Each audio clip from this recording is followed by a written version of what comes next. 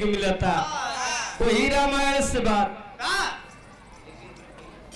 Master साहब को गीत बजावत हुन का बजला बाबू।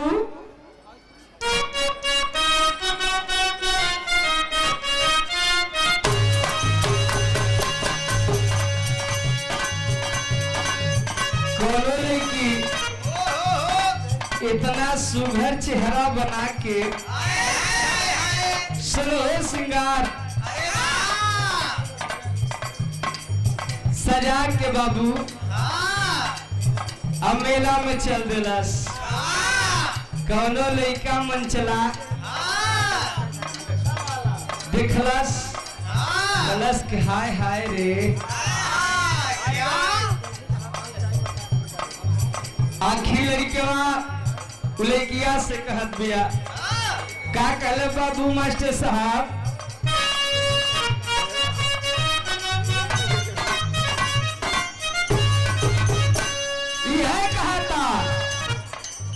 गजब के रूप तो आर गजब सूरतिया तू पवलुना।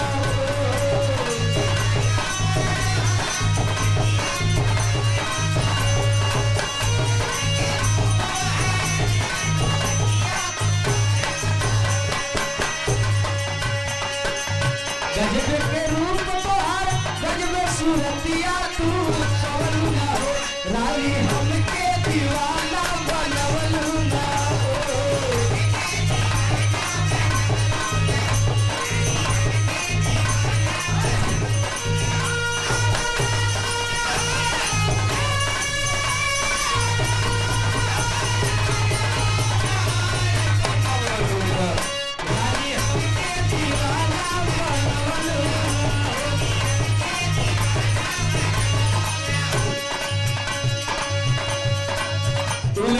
एक भाई नऊ कहलस लड़किया से का कहलस झलके पताल सगरो काले कुर्ती सी अवलुना।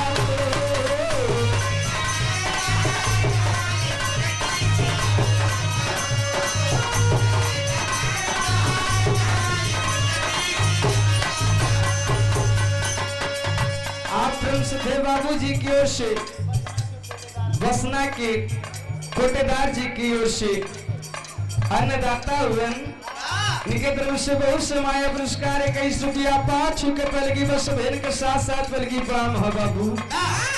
लड़कवा कहत बिया का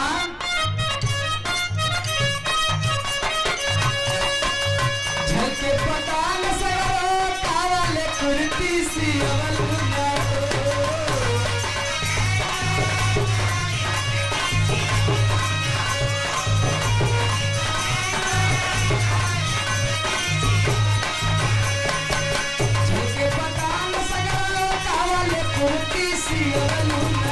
रानी हमके दीवाना बनवलुना।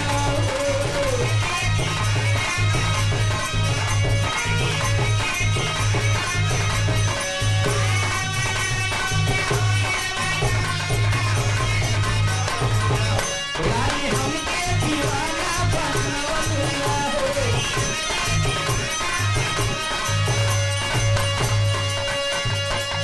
और लड़किया से कहता का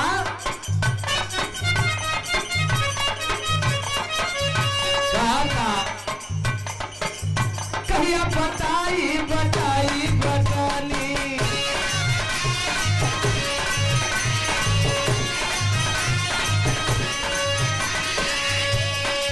लड़का लड़की से कहता कहिया जवानी बताई बतानी।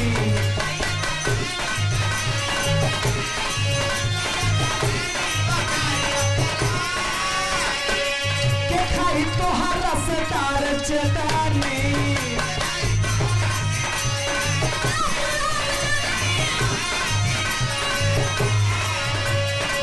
कबहू चिखवलू ना कबहू देखवलू मोवलू ना हो।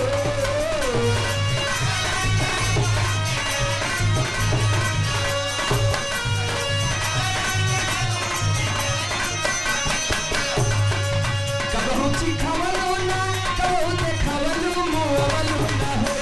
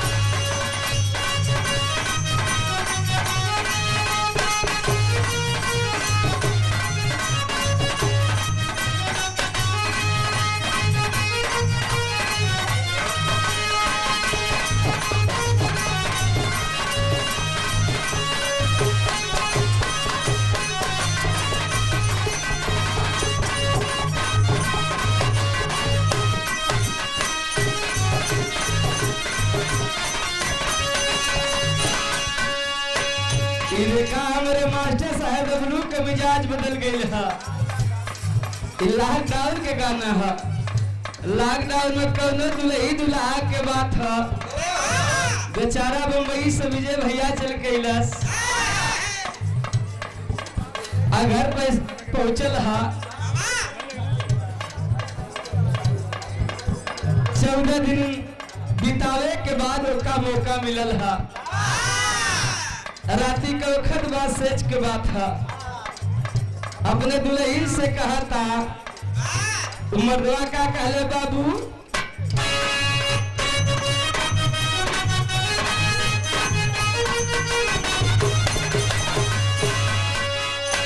यह कहा था दूध जल्दी से पियावा तू बबुआ के सुलावा।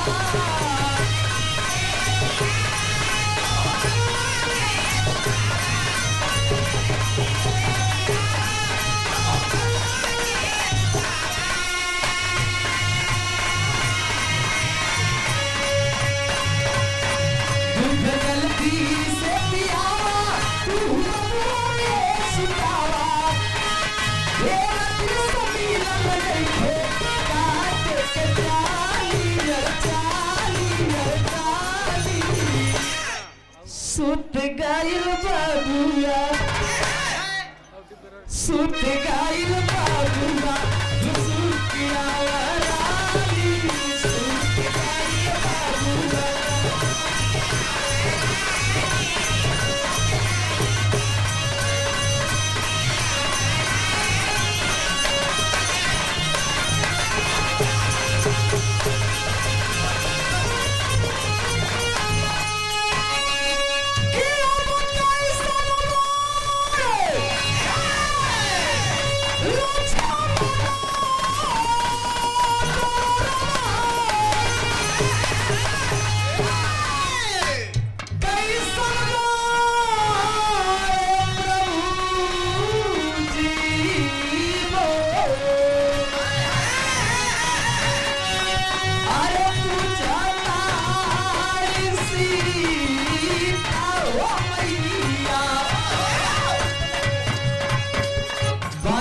सम्मत खा बाबू, जनी सम्मत माई सीता अशोक वाटिका में रहले।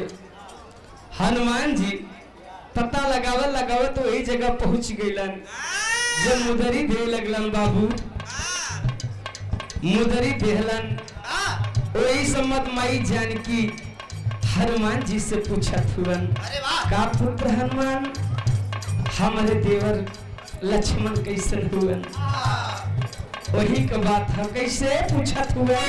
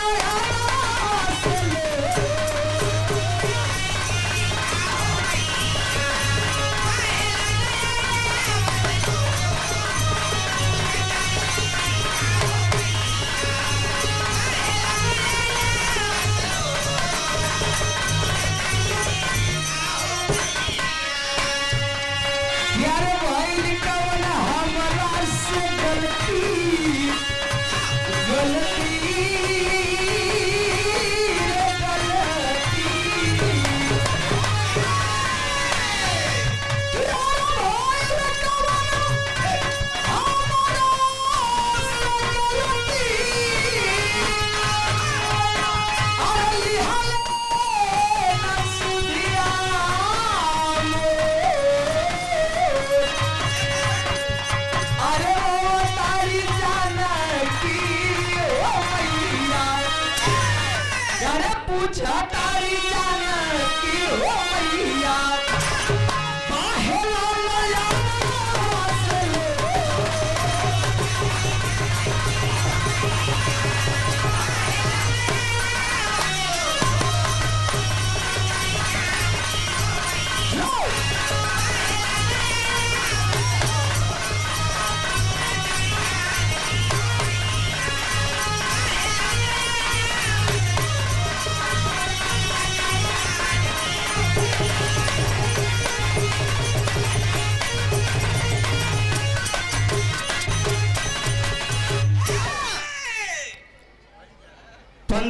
20 मिनट का आप लोग का विरहा प्रस्तुत हुआ रामायण से।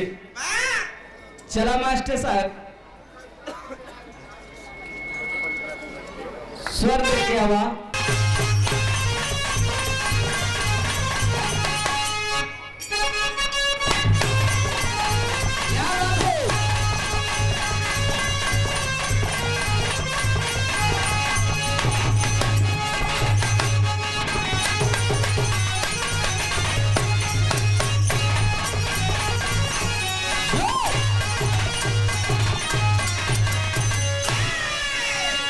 छोटा सा विरहा प्रस्तुत बा रामायण से।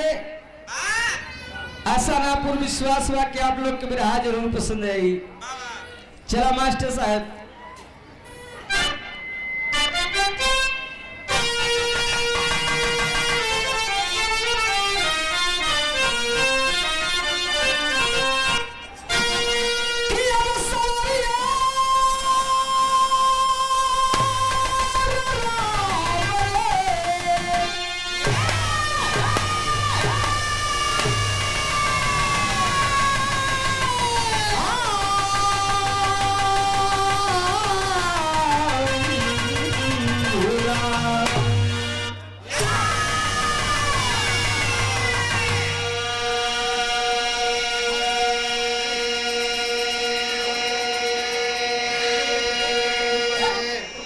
हमारे विरहा में कवि जी 4 लाइन भूमिका के अंदर संकेत कैलन मास्टर साहब। कैसे?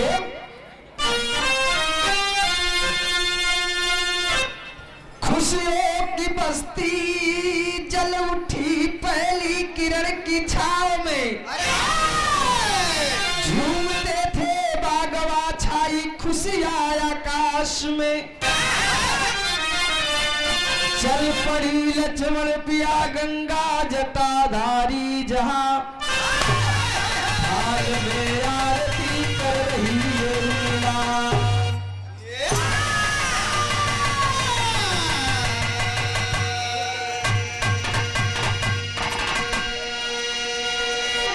ये कहानी कहां से कहां जात हो बाबू, गौर करेंगे।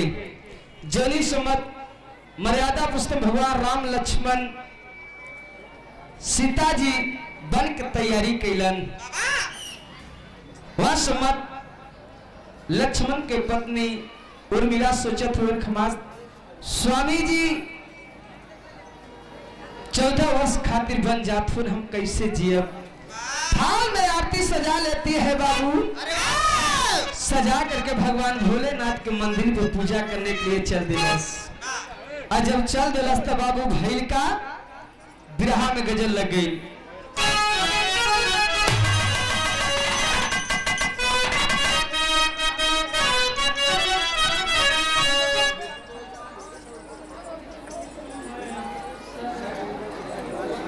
वह गजल गंगाज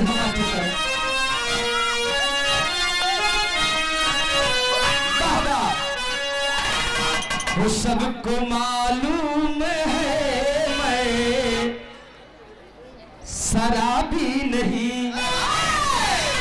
भाव के अंदर बड़ी ऊंची बात कभी लिखा हुआ लेदनी गर्भी से गीत गाने लगी, लेदनी गर्भी से गीत।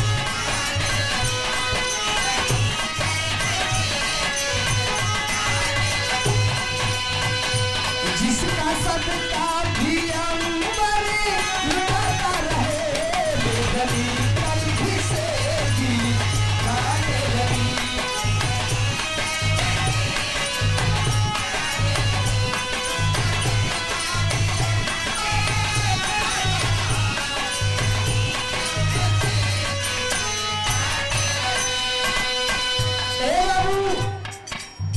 उर्मिला थाल में आरती सजा करके भगवान भोलेनाथ के मंदिर में जाती है।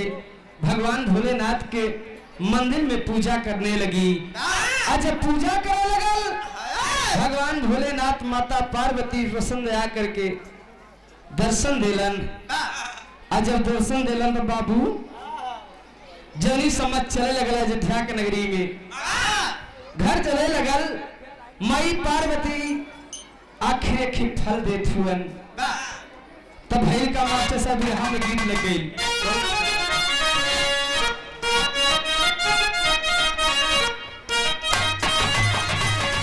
यह गीत के लाइन बा कि तौबा कैसे है,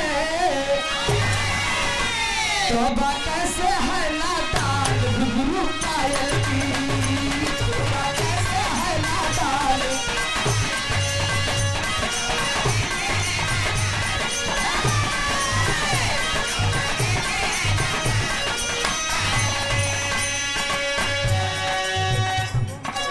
भाव करने बड़ी ऊंची बात कभी जी लिखत हुए दूर तरफ के छोड़ा भाव भाव चला ताकि रोज नंबर लग जाए।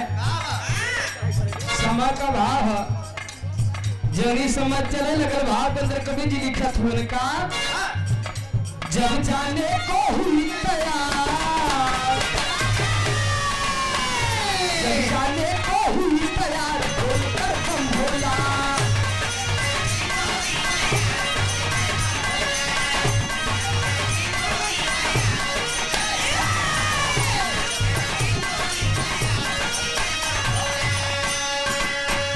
जब जाने को हुई तैयार बोलकर बम भोला बम भोला बम भोला, मचा मंदिर में हाहाकार बोलकर बम भोला।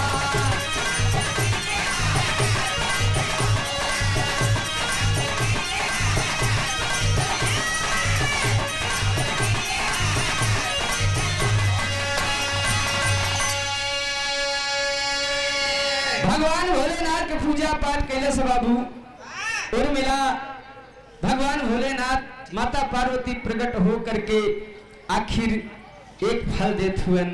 वो फल का महिमा बतावत हुए कैसे अजब अनोखा फल लेकर प्रकट हुई है पानी।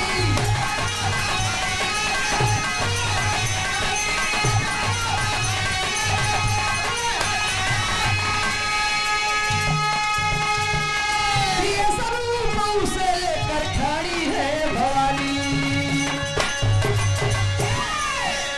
बोले शंकर वैनुचार बोलकर बम भोला, बोले शंकर वैनुचार बोलकर।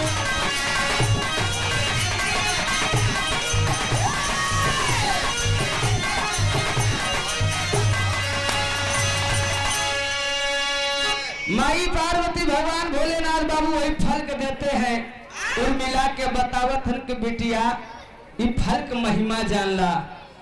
ई फल के महिमा का हो माई पार्वती भगवान भोलेनाथ बतावत हुन का बतावत होने के लाइन गीत लगेल भी रहा में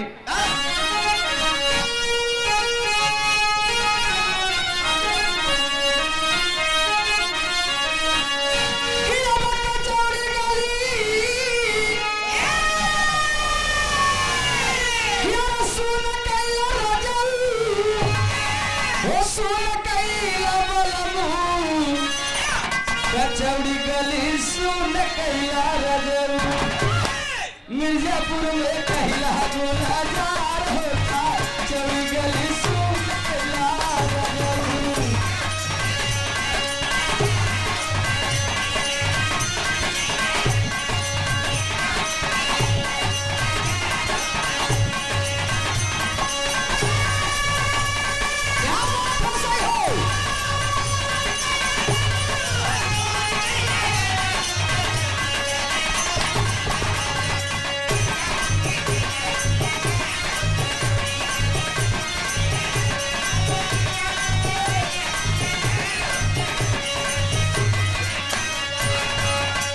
इतना गीत के लाइन रहल बाबू भगवान भोलेनाथ माता पार्वती उर्मिला से कहत हुन का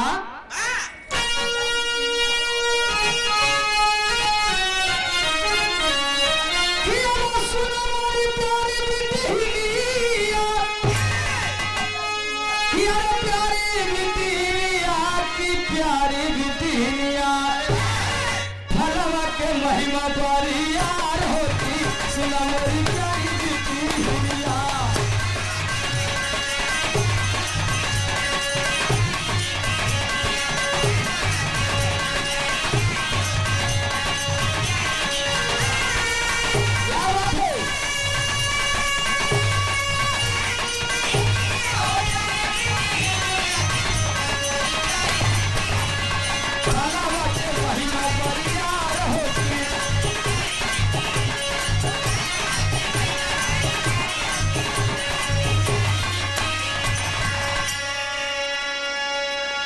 भगवान भोलेनाथ माई पार्वती बता तुरंग बिटिया फल की महिमा जान ला। आखिर अयोध्या में दुल्हन बन के आई हो, बतावत कहे बाबू कि गईलिया जोधियों में बन के दुल्हनिया, गईलिया जोधियों में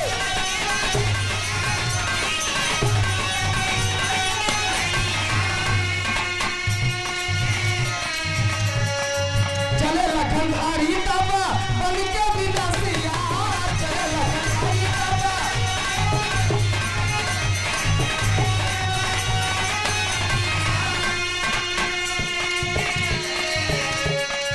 चले पिया जंगल के मझार होती, सुन मोरी प्यारी बिटिनिया।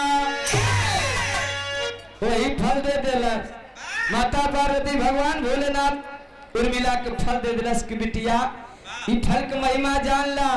जे ई फल खाई 14 वर्ष भूख प्यास काम वासना नींद निद्रा न आई। वही फल लेके उर्मिला आखिर अयोध्या में चल दिलस। जब महल में गईलस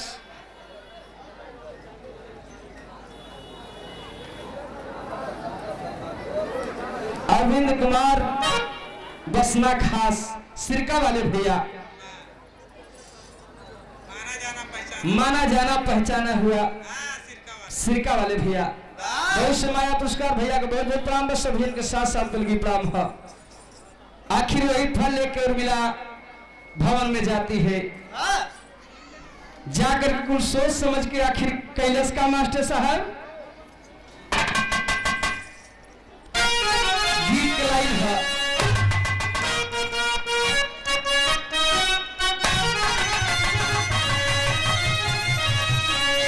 वो है गीत के लाइन कि चाँद मारे किरलिया के बाद,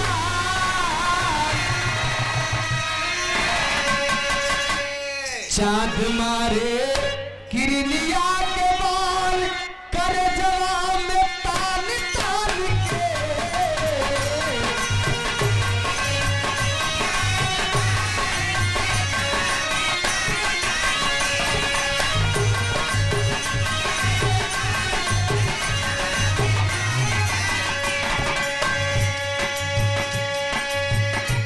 उर्मिला श्रृंगार करके फल लेके खड़ी है बाबू। लक्ष्मण देखत हुवन सूरत देख के आखिर कहत का हुवन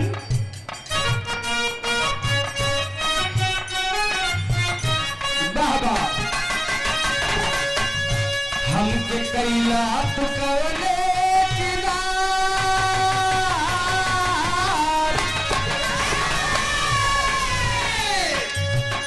हमके कैला तो कवने किनार गिरही कपाल मार के।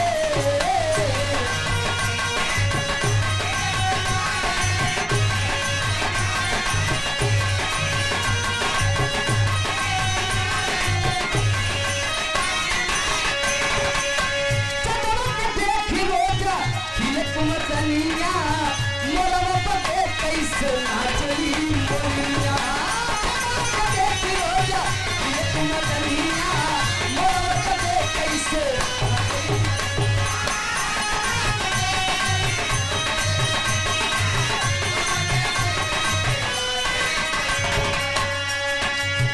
उर्मिला गरवा में हार डाल के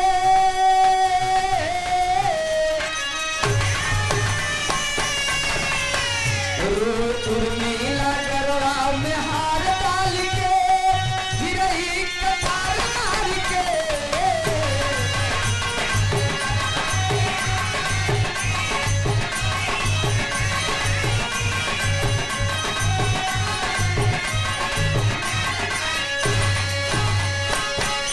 बाबू आखिर वही उर्मिला जवन फल ले रहल बाबू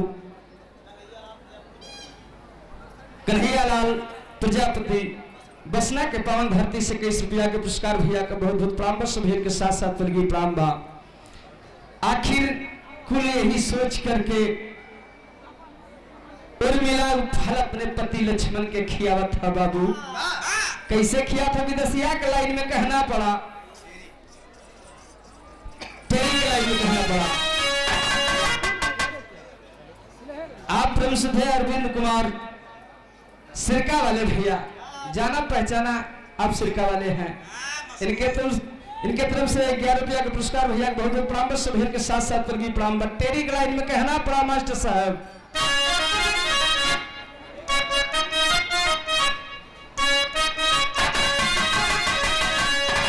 अरे मोरे राम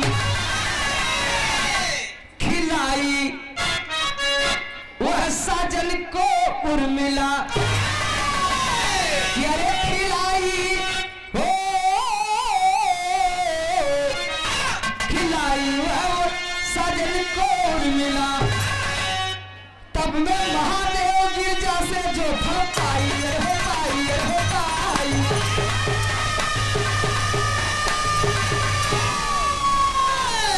खिलाई वह साजन को उर्मिला, तब मैं महादेव गिरजा से जो फल पाई।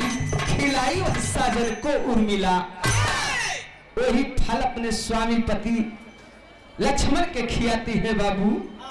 कैसे खियावत हो विदेशिया के लाइन में कहना पड़ा।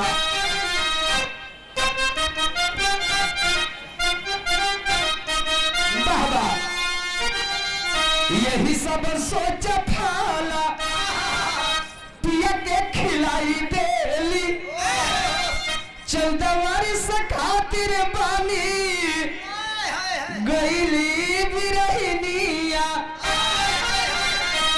पग भी चलाया नाही मन के मनाई कैसे, एक फल खाया देखी चढ़ली जवनिया। यही सब सोच करके अपने स्वामी लक्ष्मण के उर्मिला फल खिया देला साधा और आधा अपना खा लेला।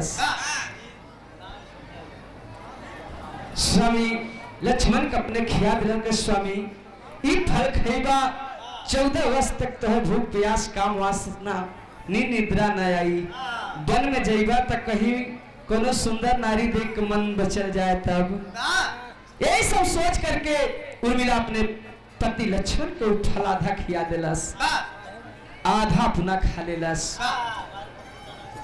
बाहरे पतिव्रता नारी आ स्वामी किया दिलन। आखिर राम लक्ष्मण सीता जी वन में गईलन बाबू, 14 वर्ष खातिर वन में गईलन। सीता के हरण भइल। चलो चलो ए बाबू, भगवान राम लक्ष्मण सीता जी बन गईलन। आज जब बन गईलन सीता हरण भइल।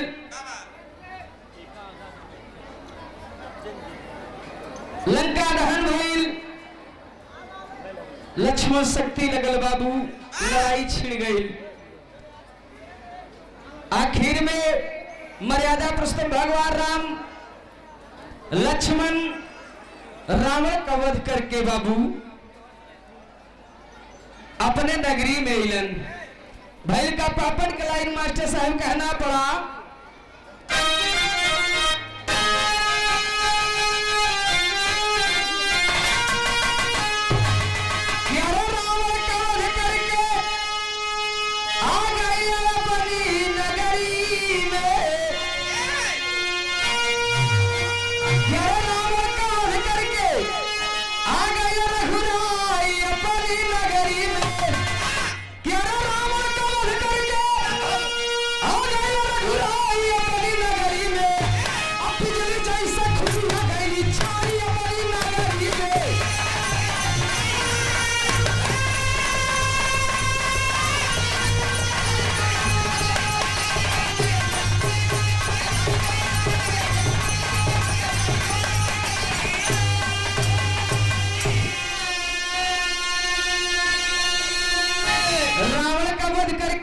मर्यादा पुरुषोत्तम भगवान राम लक्ष्मण सीता जी हनुमान सब अयोध्या नगरी में इलन।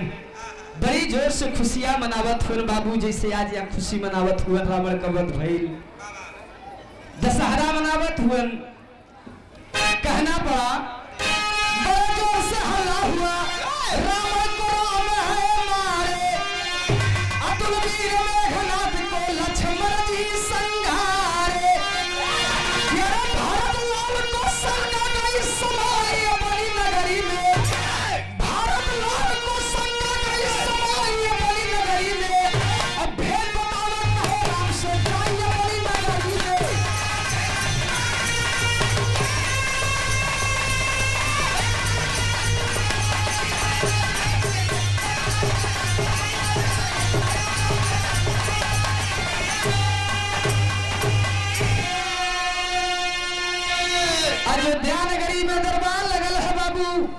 मर्यादा पुरुषोत्तम भगवान राम राजा राम बन के बैठा हुआ सिंहासन पे। बड़ा बड़ाई होता, हनुमान जी लंका फूंक देलन। मर्यादा पुरुषोत्तम भगवान राम रावण के संहार कैलन। लक्ष्मण मेघनाथ के वध कैलन। वही भरत लाल बैठा रहलन। भरत बैठा रहलन, सोचलन कि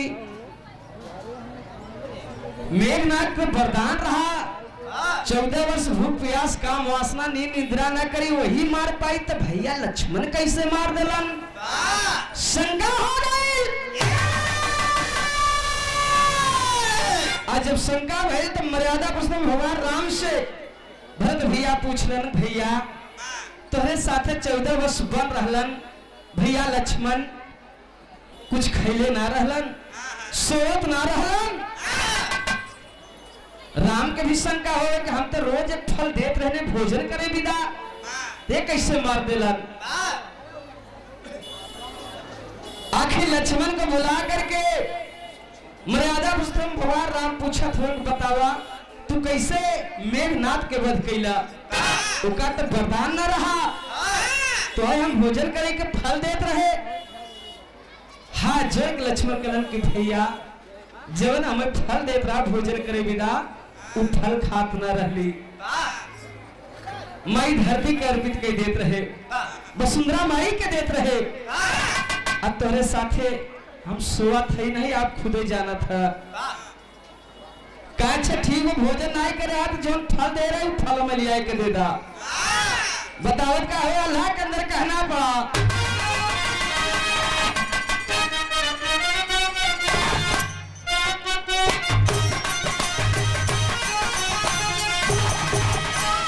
कि अरे कैसन अनहोनी भइली, ए बाबू कैसन अनहोनी भइली, आज लड़का वाह में बाबू।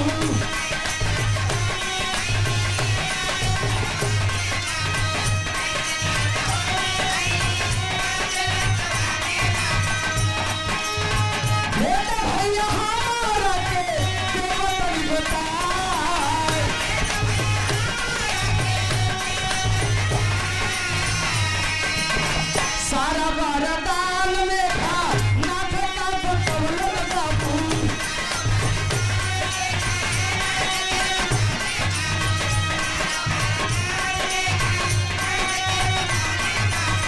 कैसा वीरो छामन से कैला उमराय।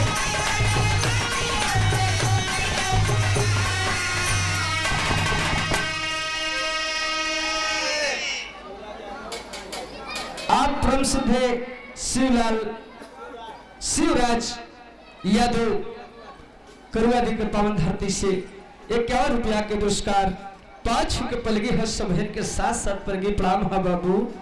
बतावत का हवन कि सुन के राघुराई बोले माधुरी बचलिया पंचो।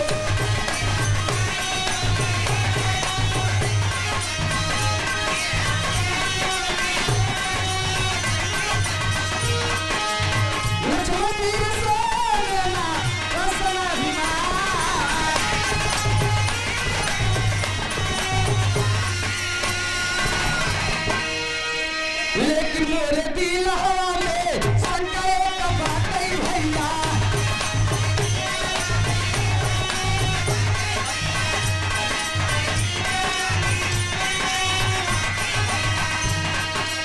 रोज फल देई करई के हम दुनिया बाबू।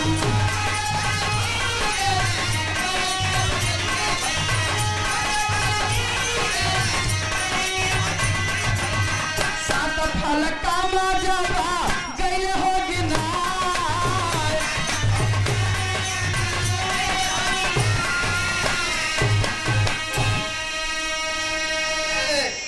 आखिर ले आकर के लक्ष्मण वसुंधरा माई से फल 14 वर्ष के फल ले आके मर्यादा पुरुषोत्तम भगवान राम के पास रख दिलन, कहे भैया गिरल फल।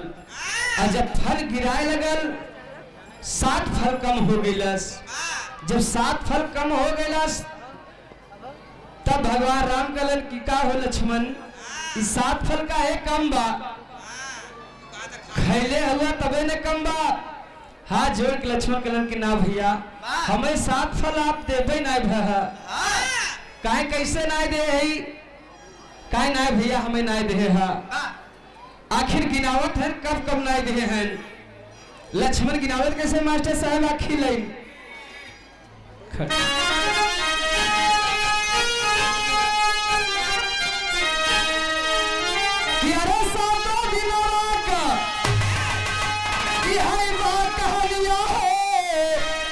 अरे भोजलिया हो 7 दिनवा ना पवली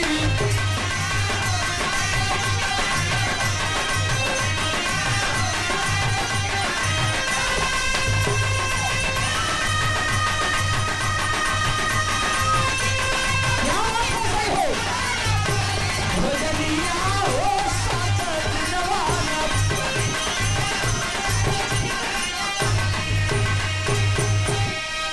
7 दिन भैया हमके भोजन ना देला अब कब कब ना दे बतावत थी लक्ष्मण बतावत हुए का जह दिन बनवा के कैला पयनवा तेरे जह दिन बनवा के कैला पयनवा तेरे खैले कुछ सुनो पिता का मरनवा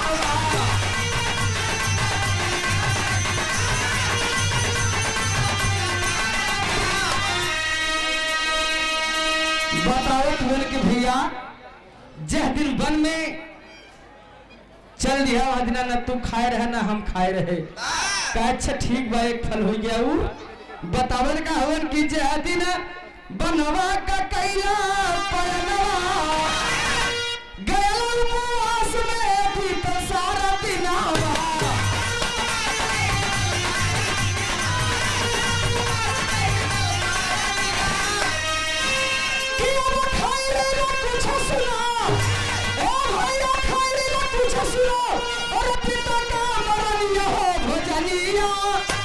हो भोजलिया 7 दिनवा ना पवली भोजलिया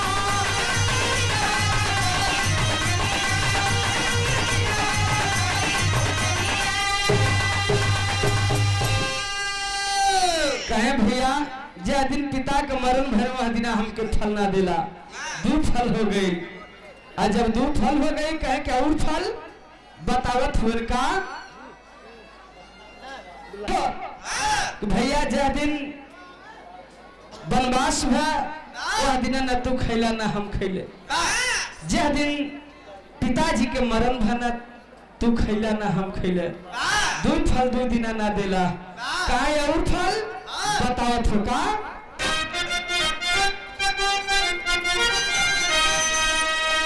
कि जह दिन भैली सिया का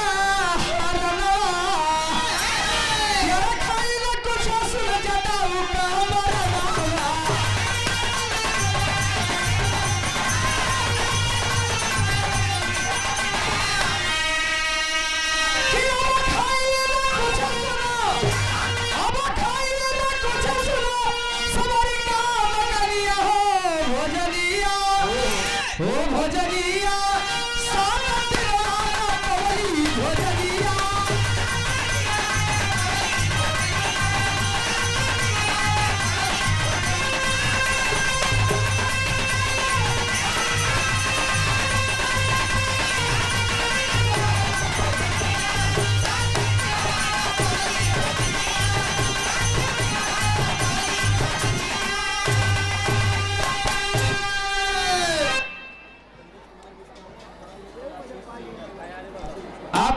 थे धीरज कुमार विश्वकर्मा परम मित्र आशीष विश्वकर्मा सिंगर हुए गायक कलाकार हैं आप इनके तरफ से 21 रुपया के पुरस्कार भैया को बहुत बहुत प्रणाम बा ए भैया लक्ष्मण बतावत है कि भैया तीसरा फल हमके वह दिन ना देला जह दिन सिया जी के माता सीता के हरण भइला न तू खैला ना हम खैले और वह दिन फल 4था दिन ना देला जह दिन जटाऊ के मरण भइल शोक में ना तू कुछ खैला ना हम कुछ खाए रहे 4 हो गया और बताओ थोड़ का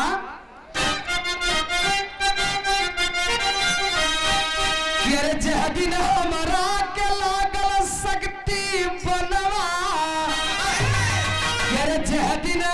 हमरा के लागल शक्ति बनवा क्या खइला कुछ सुनारा वो काम धनवा।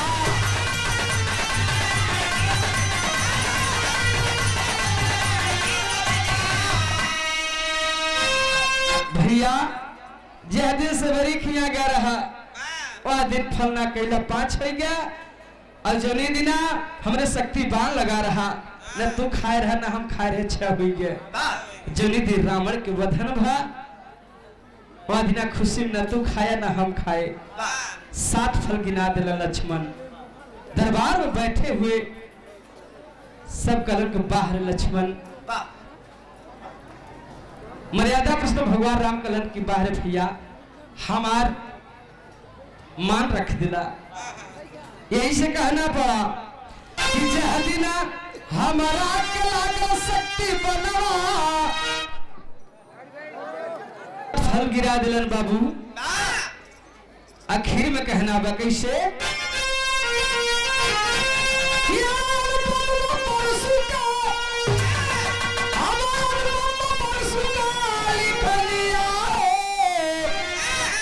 अरे भोजनिया हो 7 दिन वाला पवनी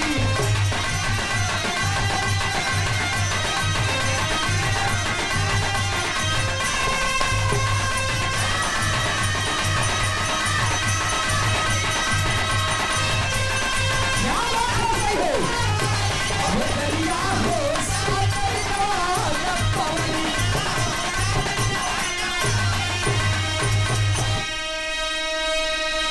जय जखार गुरु जतु लौटन लालता इंदु श्रीना कथन करे कवि परशुराम श्याम धर है सा।